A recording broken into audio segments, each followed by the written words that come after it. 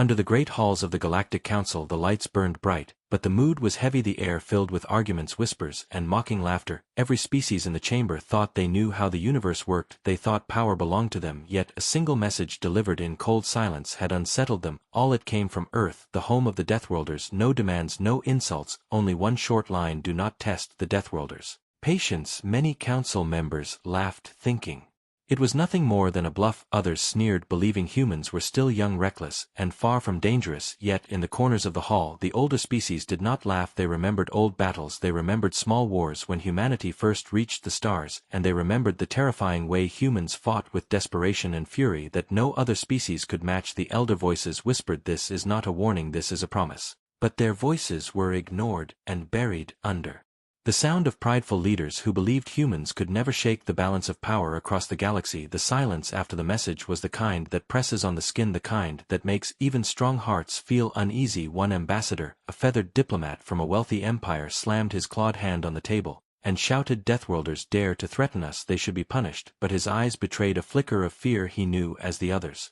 knew, that the humans were not like any other race. They were born from a world filled with firestorms, ice, and predators, a world where everything wanted to kill them, yet they survived. They did more than survive, they thrived. The galaxy named Earth a death world for a reason, yet the species who came from it learned to endure, learned to fight, learned to never give up. That truth lingered behind every whisper in the chamber. Still, pride is a powerful poison, and the council was filled with it. Some leaders argued that the humans should be ignored. Others demanded they be challenged. A few said patience was nothing humans had ever shown before, so why should the galaxy fear it? The debate dragged on through the night. Words turned sharp, arrogance filled the room. Yet far from the council chambers, on quiet worlds, in small colonies, aliens began to wonder what would happen if humanity truly lost its patience. Stories were told in shadows of old battles where small human ships fought against fleets far stronger, yet somehow claimed victory. Tales of soldiers who kept fighting long after wounds should have killed them. Tales of commanders who sacrificed themselves to save others with no hesitation. Aliens whispered these stories like myths, but the myths always carried the same truth: humans never stopped until the fight was over. In the darkness of the chamber, a single elder voice spoke, breaking through the noise. The voice came from a scaled diplomat, old and weary, his eyes heavy with memory. He said, "If they say their patience is ending, then we should fear the day it runs out." But his warning was met with silence, then laughter. No one wanted to admit fear, no one wanted to show weakness, yet the seed of unease had been planted, and that seed would grow soon. Outside the chambers, whispers spread across the galaxy. Some feared, some mocked, some simply waited, but all remembered the words: do not test the Deathworlders' patience. In human cities far across the stars, silence ruled. People went to work, ships traveled the void, and governments spoke little, but behind the quiet there was a storm growing, a storm no one could yet see. Humans had sent their message, not with anger, not with rage, but with chilling calm, and that calm was what made the galaxy nervous, for everyone knew deep down, when calm ends, storms begin, and the storm of the Deathworlders would change everything forever.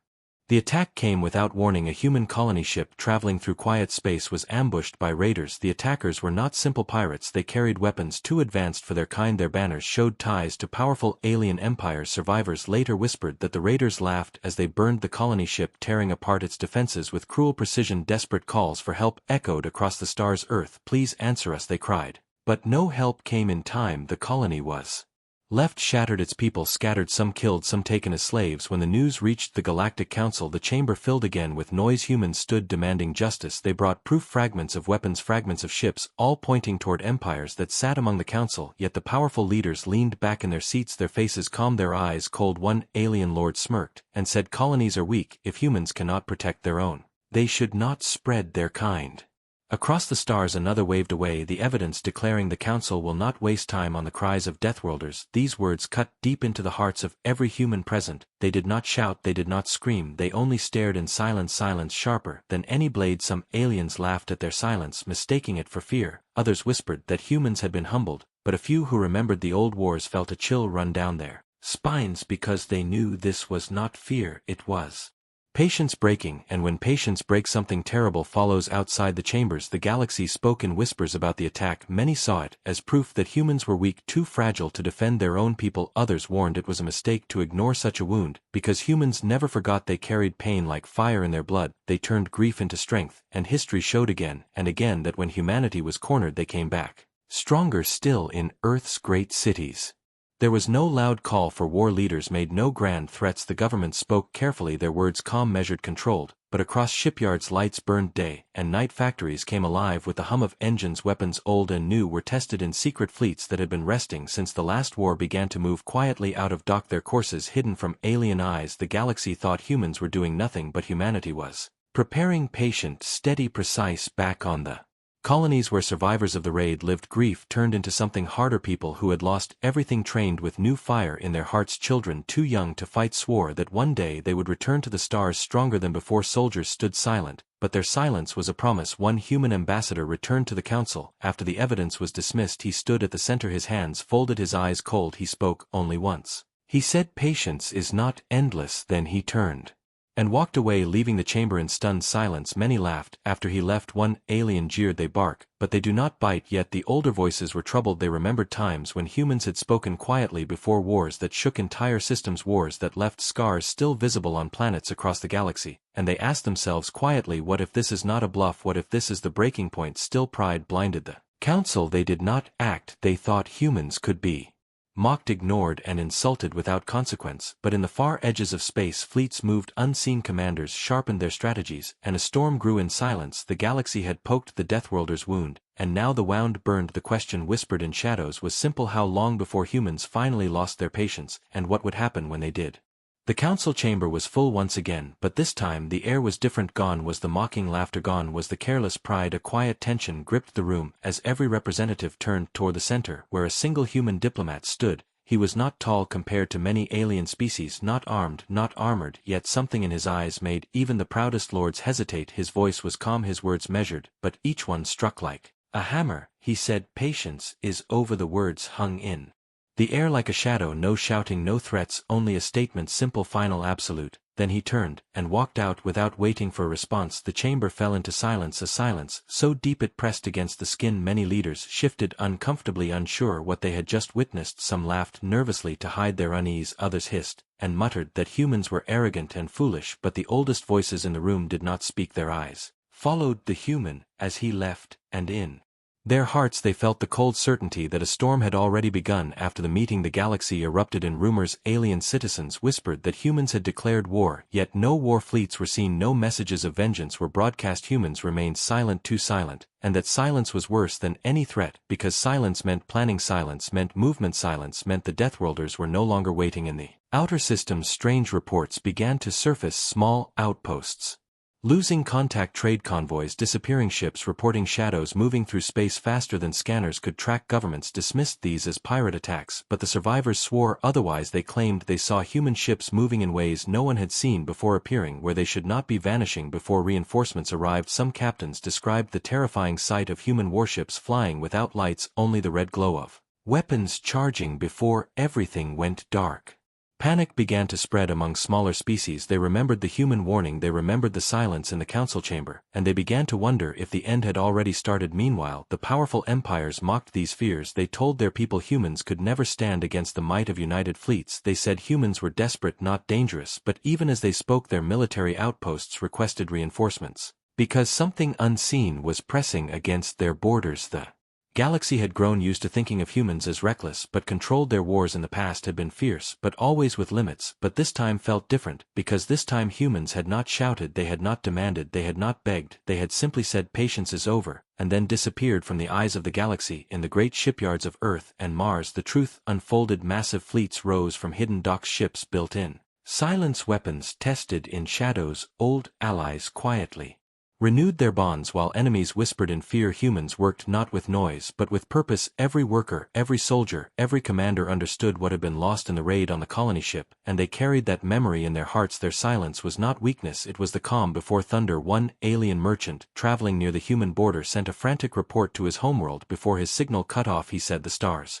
feel wrong, the humans are moving, I cannot see them but I feel them." And then nothing was heard again. Fear began to crawl across the galaxy, even among those who pretended not to care, because deep down they all knew that when Deathworlders moved, the galaxy would shake, and when Deathworlders stopped holding back, no one could predict how far they would go. The day the diplomat walked out of the council chamber was remembered by every species, not because he shouted, not because he threatened, but because of the silence that followed, silence that promised Something darker, something unstoppable, and every alien who was there carried that memory with them, whispering to their children, and their leaders alike, the Deathworlders' patience has ended, and we will all pay the price.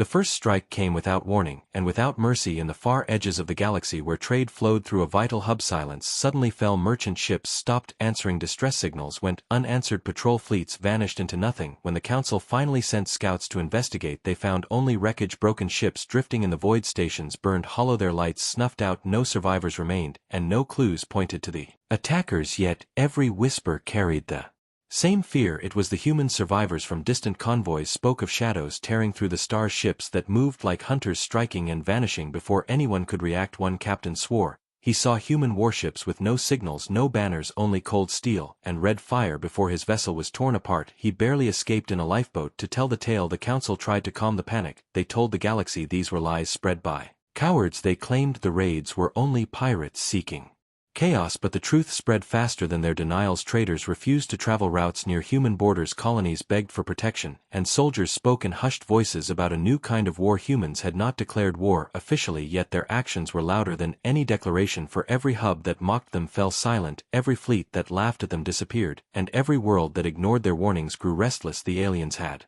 grown used to wars fought with speeches and negotiations long before shots were fired, but humans did not play by those rules. They did not send messages, they did not ask for approval. They struck hard, fast, and unseen, and when they were done, only silence remained. The first hub was only the beginning. More outposts fell in the following weeks. Whole sectors went dark as communications failed, and the galaxy trembled with fear. It was not the destruction alone that terrified them, it was the precision. Every strike seemed chosen with purpose, every target vital, every blow calculated, as if humans had mapped the weaknesses of their enemies for years, waiting for this moment. Alien leaders began to meet in secret, trying to understand what had gone wrong. They spoke of human ships they could not track, of weapons that pierced shields, of strategies that defied every expectation, and in every meeting one question was whispered: how far will they go? Some leaders tried to gather fleets to strike back, but the fleets never found their enemy. Instead they returned with reports of being watched, sensors picking up movement that vanished before confirmation. Entire crews felt eyes on them in the darkness of space, and many broke under the pressure. Panic spread like fire across the galaxy. Trade collapsed, colonies locked their skies. Even the proud empires began to admit in private that the humans were moving with a kind of precision no one could match. Back on Earth there were no celebrations, no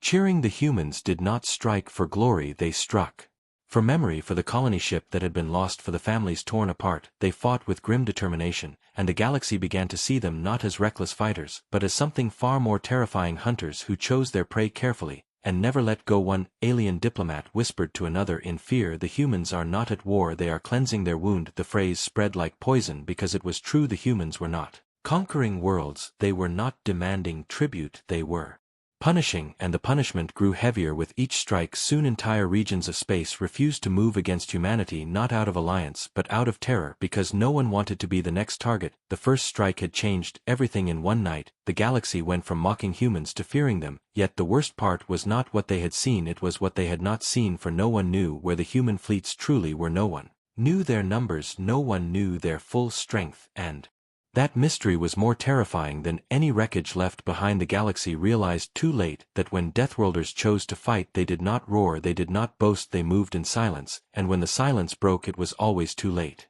The galaxy trembled as more reports of human victories spread like wildfire. Entire empires that once boasted of their strength now found themselves whispering in fear. Every battle against humans ended the same way, with confusion, panic, and sudden silence. Alien fleets that had trained for centuries fell apart when faced with the strange, unpredictable tactics of human commanders. Humans did not fight like the rest of the galaxy, they ignored the rules, they ignored tradition, they struck where no one expected. At times they attacked with overwhelming firepower, at other times they vanished completely, leaving their enemies chasing shadows. The galaxy called it chaos, but to humans it was strategy, cold and efficient strategy born from a world where survival was never guaranteed, and every fight was life or death. The larger empires gathered their fleets together thinking numbers would crush the Deathworlders, but humans used their numbers against them. They lured fleets into ambushes, scattered them into pieces, isolated their command ships, and then cut them down piece by piece. Survivors described the battles with terror. They said humans moved like predators, every maneuver designed to exploit fear. One alien captain confessed in shame, we never knew where they would strike next, they made us fight ghosts. Soldiers began to dread facing them because humans did not simply kill, they broke morale, they shattered the will to fight. In one sector a massive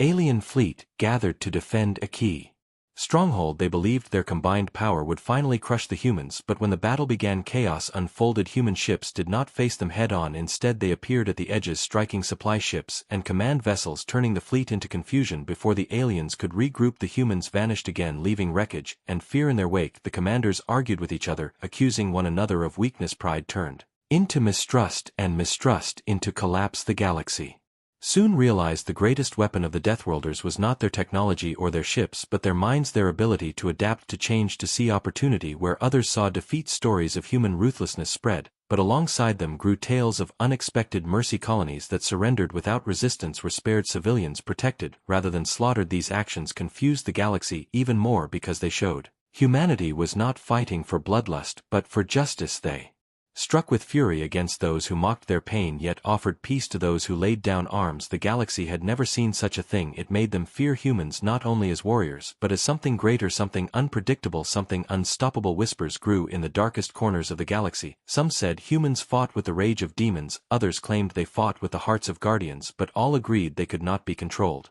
Every council meeting grew more desperate.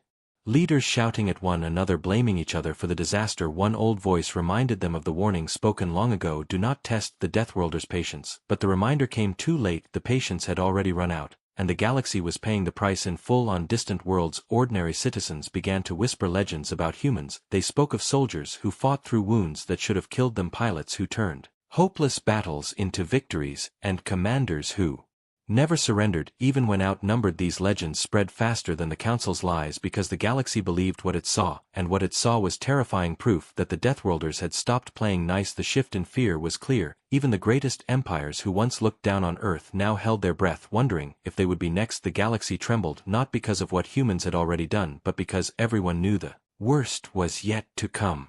The stories spread faster than any fleet, whispers moving from colony to colony, from soldier to soldier, and soon the galaxy began to speak of the Deathworlders in hushed awe. One tale told of an alien commander who had been captured during a skirmish. He was brought before human soldiers, expecting cruelty, expecting humiliation, but instead the humans gave him water, treated his wounds, and asked him only one question: will you fight again? The commander whispered with shaking voice, you fight like demons, you do not stop. The words traveled farther than he ever could. His testimony became a spark of legend. Another story spoke of a small human unit defending an allied colony against overwhelming numbers. They held the line long after reinforcements were expected to arrive, every soldier injured yet still fighting side by side. When the battle ended, the colony still stood, and the survivors swore they had seen men and women who should have fallen still rising again to fire one last shot. These stories built a picture the galaxy could not deny. Humans were not only ruthless in battle, they were relentless in spirit. Their strength was not only in weapons but in their will to fight no matter the cost. In the darkest halls of the council, leaders argued furiously about what to do. Some demanded to unite against Earth, others whispered of peace, but pride still chained them, and fear made them blind. Meanwhile, humanity kept moving forward, not with empty boasts, not with grand speeches, but with action. Their fleets struck at key positions, cutting supply lines, breaking alliances piece by piece, yet at the same time they offered protection to the weak colonies who surrendered to them. Some species who had once laughed at humans now quietly sought their protection. They saw a new side of the Deathworlders, not just destroyers but guardians. This balance of fury and mercy confused the galaxy even more because no one could predict what humans would do next, and the unknown was far more terrifying than open war. Rumors said human commanders carried old scars from battles. They never spoke of scars that drove them to fight harder than anyone else. One captured alien soldier described his fear, saying, they look at you as if they already know how you will lose, and then they make it happen. Across the galaxy, these testimonies grew into myths. Colonies far from the front lines told their children of the day humans would come if patience was tested again, not as conquerors but as storms that swept away arrogance and left only silence. Yet beneath the fear there was something else: respect. Species who had suffered under cruel empires began to see humanity differently. For the first time they saw the Deathworlders not just as a threat, but as a force that could not be broken. Humans did not fight for dominance, they fought for survival, for memory, for justice, and that made them even harder to defeat. In one hidden meeting, a council member whispered, the humans fight as if the universe itself has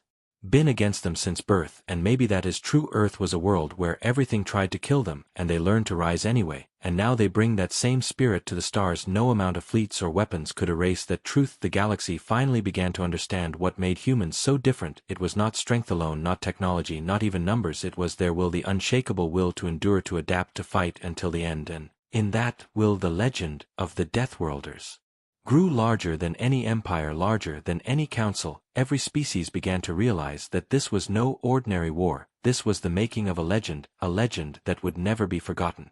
The galaxy held its breath when the news broke. The largest alien alliance in history had formed. Its purpose was clear: to crush humanity once and for all. Fleets from dozens of empires gathered together in a single armada, a storm of ships that blotted out the stars. Their leaders boasted that no force in existence could stand against them. They called it the final stand, the battle that would erase the Deathworlders forever. Alien media broadcast the march of this grand fleet across the stars, showing endless rows of warships glittering with weapons. It was a show of pride, a display of power designed to make humanity kneel. But on Earth there was no fear, there was only silence. Humans did not boast, they did not send messages, they prepared in shadows. Their fleets moved with patience, their weapons readied, and when the armada finally arrived at the edge of human space, the galaxy expected to see Earth's defenses crumble. Instead they witnessed something that would be remembered for eternity. The alien fleet advanced, confident and overwhelming, but then the stars themselves seemed to shift. Human warships emerged from the void, not in small numbers, but in legions, hidden fleets that no one had tracked, cloaked bases that no one had known existed, allies who had chosen silence until now. The trap closed around the invaders before they even realized what had happened. Human strategy revealed itself not as desperation but as design. Every move, every strike had been leading to this moment. The alien commanders shouted in panic, their formations breaking apart as humans attacked from every side. The void lit up with fire, entire cruisers vanished in seconds, dreadnoughts burned as human ships struck their weak points with uncanny precision. Survivors described the battle as chaos itself. Humans fought with no pattern, yet every strike was perfectly timed. They adapted faster than machines. They turned the sheer numbers of the enemy against them, drawing fleets into ambushes, scattering them into confusion, and then cutting them down. The galaxy had never seen anything like it. One alien captain screamed over open channels, "They know our moves before we make them. They fight as if they have already seen this war and are only replaying it." Panic spread through the alien armada. Ships tried to retreat, but escape routes were blocked by human squadrons who had been waiting all along. The battle raged for hours, maybe days, no one could tell, in the endless storm of fire. But in the end, the great armada, the pride of the galaxy, was broken. Scattered wreckage drifted in the void, millions of lives lost for nothing. Humans stood victorious, but they did not celebrate, they did not cheer. Their victory was heavy, solemn, a price paid in blood, yet their will remained unshaken. The galaxy watched in horror and awe as the survivors limped home carrying tales of human fury. They whispered that no one could face the Deathworlders and live. The final stand had been meant to crush humanity, but instead it had carved their legend into the stars forever. The lesson was clear: patience had ended, and when it ended, the galaxy learned the cost. Silence fell across the galaxy after the final battle. The alien armada was shattered. Fleets that had once seemed unstoppable now drifted in pieces through empty space. Survivors returned home with shame etched on their faces. Entire empires reeled from the loss, and even those who had avoided the battle could not escape the growing legend of humanity. On distant worlds, leaders convened not in pride, but in fear. They spoke in whispers, hoping no one would hear, as every species began to understand that the Deathworlders had changed the rules of war forever. The humans did not celebrate their victory, they did not parade their power across the stars. Instead they focused on rebuilding, protecting colonies, and ensuring the survivors of the attacks were safe. Their fleets remained ready, but not out of arrogance, out of caution and remembrance. The galaxy watched in awe as humanity moved with a balance of strength and mercy, actions that only deepened the legend. Humans offered aid to worlds that surrendered without resistance. They repaired stations, they provided medical supplies, they rebuilt cities that had been lost. Yet to any who had faced them in battle, this was not kindness, it was part of the strategy of a species that understood patience and punishment in equal measure. The council tried to speak with humans, they attempted to negotiate treaties to claim respect or alliance, but humans listened and acted only when it aligned with their purpose. Their silence and calm unnerved diplomats more than any weapon, because everyone knew that when humans chose to act, the consequences were total. Across the galaxy, stories of the war spread from system to system, from colony to colony, tales of commanders who outsmarted entire fleets, of soldiers who survived impossible odds, and civilians who endured horrors yet rose again. The galaxy began to teach its children the legend of the Deathworlders, not as myth but as warning. Do not test the patience of humanity became a phrase repeated In every language from the wealthiest empires to the smallest settlements, alien historians wrote accounts of battles that changed the stars forever, and every account carried the same lesson: respect and fear must go hand in hand. When facing humans, ordinary citizens on distant planets whispered the stories late at night around fires, and in the corridors of their schools the names of human heroes became immortalized not as rulers but as symbols of unshakable will. Every species understood that humans had survived worse than any war they had fought. Now they had survived the galaxy itself, and the memory of it would never fade on Earth. Humans did not speak of legend or fame, they did what they always had: they prepared. They remembered the colonies that had fallen, the people who had died, and the lessons learned in the silence before the storm. Fleets patrolled the stars quietly, ready for anything, yet always measured, every strike calculated and precise. The galaxy had seen the Deathworlders' fury and mercy, and they understood that it was not power alone that made them unstoppable. It was their patience, it was their will, and it was their memory that kept them relentless. Every species now looked at the stars differently. They knew the stories would be told for generations, that one day a fleet might rise or a colony might fall, but the warning would remain: do not test the Deathworlders' patience. The galaxy had tried to ignore it, to mock it, to challenge it, but in the end, every species learned the same lesson: humanity's patience had ended, and their legend would echo through the stars forever.